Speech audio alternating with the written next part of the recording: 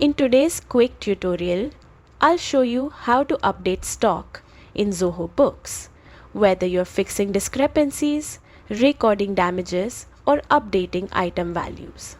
Make sure to like this video and subscribe for more Zoho tips. Start by opening Zoho Books and heading to the inventory section on the left sidebar.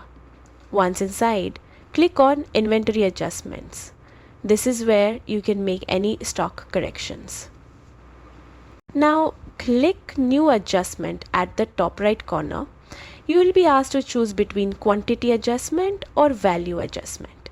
Use Quantity Adjustment if you're changing physical stock levels due to damage, theft, or miscounts. Use Value Adjustment if you're updating the cost or value of your items to reflect current prices. Next, fill in the key details, choose the date, select the account that will reflect the change, and add a reason for the adjustment. This helps keep your records clear and transparent. Then, in the item section, pick the products you want to adjust. If you're adjusting quantity, enter the new amount.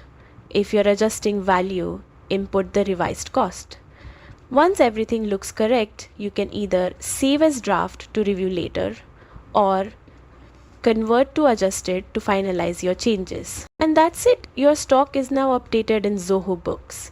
Keeping your inventory accurate ensures smoother business operations and precise financial reports. Thanks for watching. Don't forget to like this video and subscribe for more Zoho Books tutorials every week.